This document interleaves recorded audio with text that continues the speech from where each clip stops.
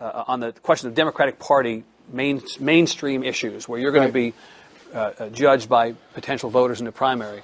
Tell me about abortion. Where do you stand, and how will you face that issue as a candidate? It's going to be very difficult. I do not view abortion as a choice and a right. I think it's always a tragedy, and I think that it should be rare and safe. And I think we should be focusing on how to limit the number of abortions, and there ought to be able to have a common ground and consensus as to do that. I think the vast majority of the American people think that can be done.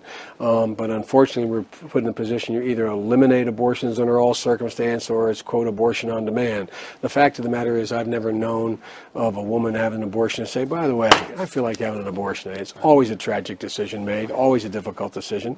And I think we should focus on how to deal with women not wanting abortions. I might point out, when there was economic prosperity and growth, the number of abortions went down by 300,000, if I'm not mistaken, during the Clinton administration.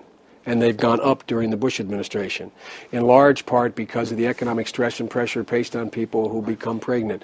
And so we should be focusing on how to make it more hospitable for women to want to carry a child to term than we should be on eliminating under any circumstances the woman to be able to make that choice about whether or not to carry to term. This week, the Supreme Court, with Samuel Alito in his seat, took the late-term partial birth abortion case. Well, I'm a bit of an odd man out in my party.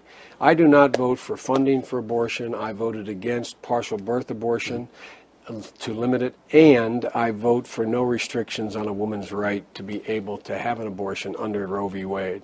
And so I've made everybody angry. I've made the right to life people angry because I won't support a constitutional amendment or limitations on a woman's right to exercise her constitutional right as defined by Roe v. Wade.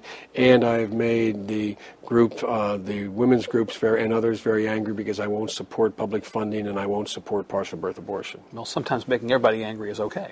Well, let me put it this way. One of the things I decided a long time ago, and it's going to sound corny, but you have to be happy with yourself. You have to be able to look in the mirror. And I think what I'm doing is right.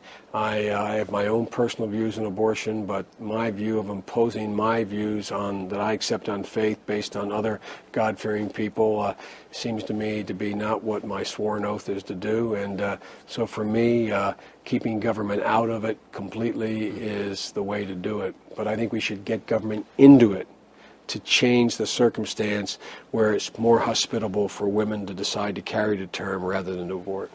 All right. You mentioned faith.